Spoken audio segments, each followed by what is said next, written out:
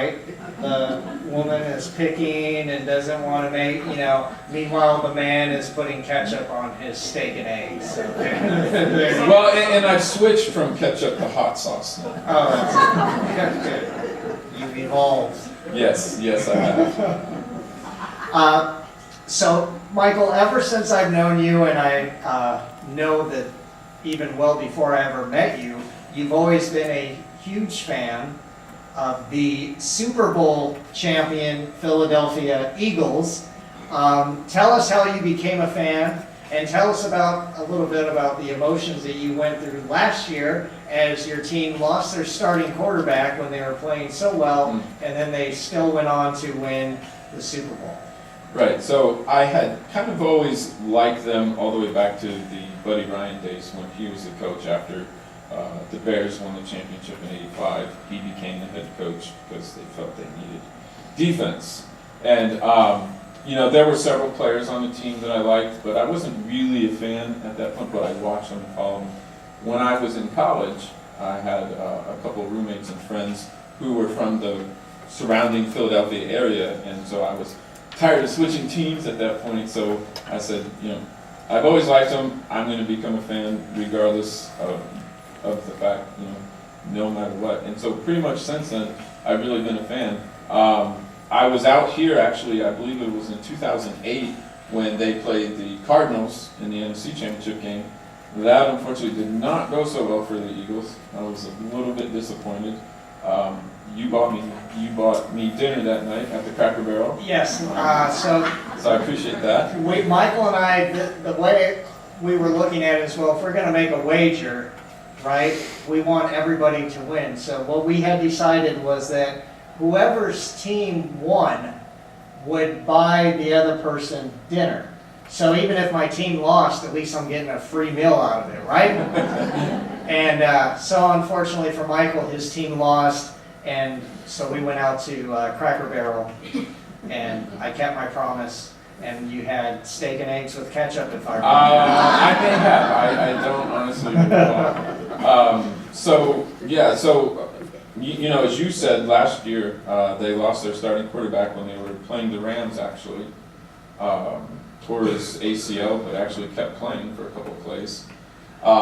But they went on to win the Super Bowl with the backup QB, and I was pretty excited that night. I had ordered way too much pizza and wings because there were supposed to be other people that came to the game and they didn't. So I had all kinds of pizza and wings. So I had that, and then I was up to I think about 2 a.m. Celebrating, so you had too much pizza and wings, and your team won the Super Bowl. It sounds like the perfect night to me. Well, it was, and I had also gotten a big screen, a new big screen TV that my brother and his friend had helped hang up on the wall, so I got to watch it, on quote unquote the big screen. So that was nice, but it was great, because that city hadn't won an NFL championship in a long time. And, it's got a rich history, and so now they have that. So it's good for you. Well, congratulations. Can you spend a little bit more time with us? Only if you put that extra money into the contract. We'll see. We'll see what I can do. We're going to take a quick break. We'll be right back.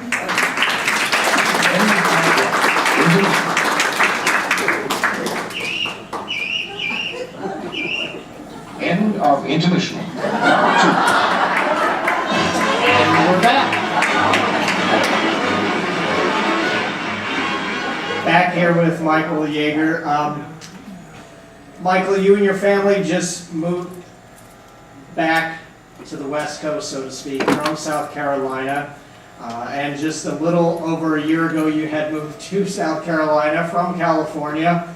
Tell us about moving clear across the country 2 times in the course of just a little over a year with 2 children. Well, I don't have any hair left, so that might be. But so technically, I've actually made that trip 3 times. But yes, we did move from Southern California to right outside of Charleston because that's where I grew up in South Carolina. I hadn't been there for well over 20 years, and so 2 kids and a dog as well too, so add that in. And how old are the kids? Well, one's 5 and one's 1. They're both fixing to turn the next age, so daughter will be 2 and our son will be 6 in August. Wow. So that with the dog and hauling a U-Haul and just, driving 8 or more hours each day, and it was quite an experience. Thankfully, coming back to here, it was only 4 days instead of 5 days. So.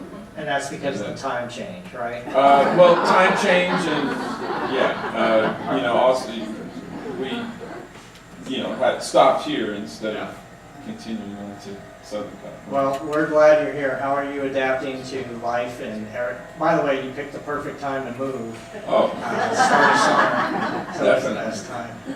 Yeah, well, it is hot, in case you didn't know. That's the weather report for the night. But yeah, and apparently monsoon, even though it hasn't really rained, monsoon season started, I heard. Yeah. So, that will be interesting to be a part of. Yeah. But yes, definitely very hot. I have to wear lots of sunscreen Yeah. on my head. You do. Stay protected. Well, again, we're thrilled to have you. Speaking as your friend, I'm grateful that you made the trip. And speaking on behalf of everybody here tonight, we thank you for being our very first official guest on Nighttime. The coffee mug is yours, so be sure to take it with you when you leave. And then if you could just leave your $12 with your name, that would be awesome. Yeah, sorry. I don't remember that being in the contract. Everybody, Michael Yeager.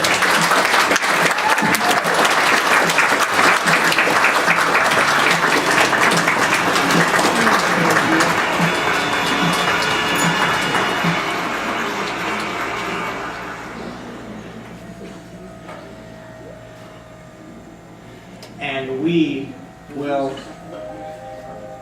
be right back. Sunday dinner. There's just something about Sunday dinner that makes it the best meal of the week. Maybe it's the steaming bowls of mashed potatoes and thick brown gravy. Maybe it's the tasty tender chicken, fried up golden brown. Whatever it is, Sunday dinner is it. The best meal of the week. Only one little problem. Have you tried taking it places? Church socials, parties, or ball games? Announcing the portable Sunday dinner by Colonel Sanders. He cooks up Kentucky Fried Chicken in his kitchen, then packs it up in his handy bucket. All you do is pick it up. Imagine, the best meal of the week travels everywhere, every day of the week.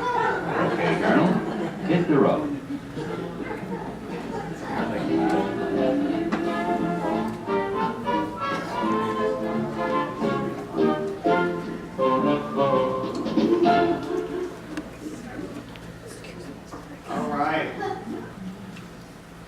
So our next segment is all about jokes. And again, I need your help. And again, allow me to explain. Hey everybody, you'll note that the title of this segment is called The Funniest Joke I Ever Heard, with a question mark at the end of the title, because really, who knows whether or not it's the funniest joke we've ever heard. The idea is that anybody can submit a...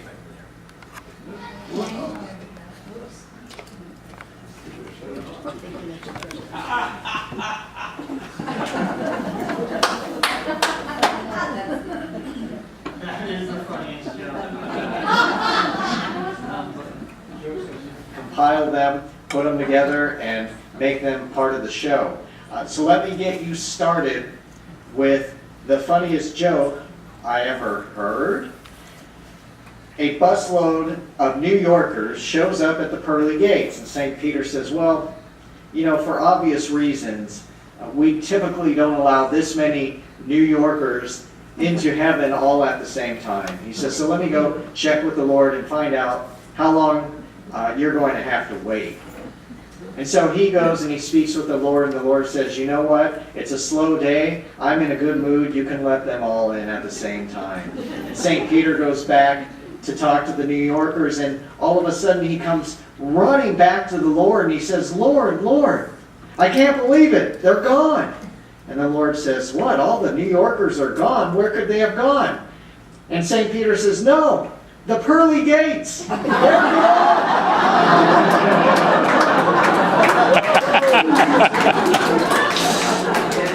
Hey everybody, it's Face from the Past. I have a riddle for you. So, what belongs to you, but other people use more? Do you give up? It's your name.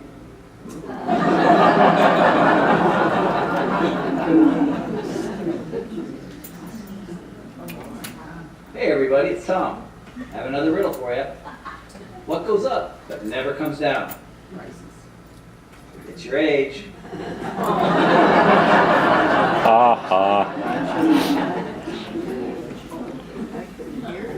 Hi everyone, this is Brenda. So good to see everybody. Here's my joke for the day. You know there are 3 kinds of people in the world. Those who can count and those who can't.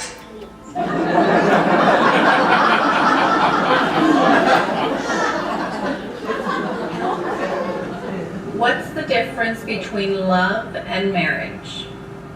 Love is blind, and marriage is an eye-opener. An eye-opener. Thank you. What's a pilot's favorite donut? Plain.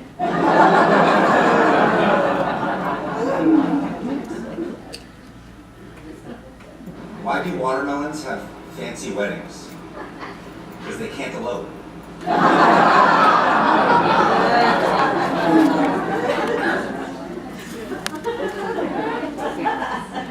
By the way, Chef Love told me to convey to you, just plan on a lot of eating food jokes from him. Funniest joke I ever heard. And now we'll be right back. You make me feel very unlikely, McNaughton. Go barbecue. I still say don't serve your awful coffee with my steaks. Oh, Mrs. Olson, he's always crabbing about my coffee. I could cry. Your coffee, sir. Thanks, beautiful. You're welcome. How can such a pretty wife make such bad coffee? I heard that. Darling, it's our anniversary. Why so glum? Nothing. Well, it's your coffee. Again? Even today? Honey, your coffee just doesn't taste any good. That must have been such a nice vacation. Did you ever see Larry looking so happy? Oh, honey, happiness is a vacation. Away from your coffee. Forget the coffee, Marge. It's never very good. But still, I'll get some at the plant. Harold, is the coffee all right? Mm-mm. You mean it's as bad as yesterday? Mm-mm. No improvement at all? Mm-mm. Harold, don't just shake your head. You've got to tell me what's wrong with the coffee. Bad taste. Attention, ladies, please. Right now, at the end of aisle 2, I've set out a brand new, can't-miss, husband-pleasing coffee. Oh, no. What's wrong? Well, it's your coffee again. The desk sergeant at the station makes better coffee than this. Ed, really? Sorry, honey. But your coffee tastes terrible. Mrs. Olson? May they come in? My goodness. You look as if you lost your last friend. It's my Jim again. You should have heard him this morning. Mary, your coffee is as undrinkable as ever. Oh, And Jim's always so nice. I hope you and Tom are enjoying meeting all your new neighbors, Diane. Oh, we are. Oh, I'm so glad. You made us feel so at home.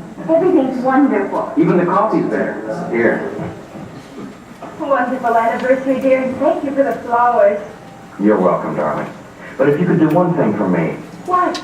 try to do something about your coffee. I hoped it would be better today. Harvey, want anything special for your birthday? Just a decent cup of coffee. You're kidding. I'm serious, honey. Your coffee's undrinkable. Pretty harsh. Well, so's your coffee. You know, the girls down at the office make better coffee on their hot plates. Well, see you later. Oh, this coffee is wonderful. Honey, you killed the petunias. Can you admit it? Your coffee really is murder.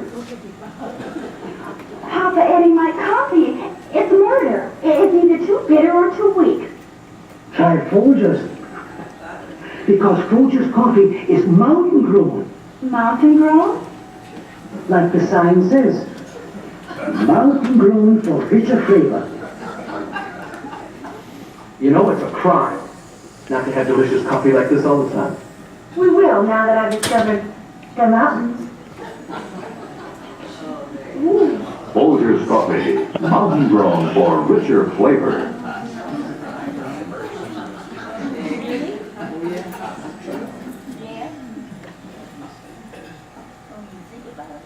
I didn't write the commercials.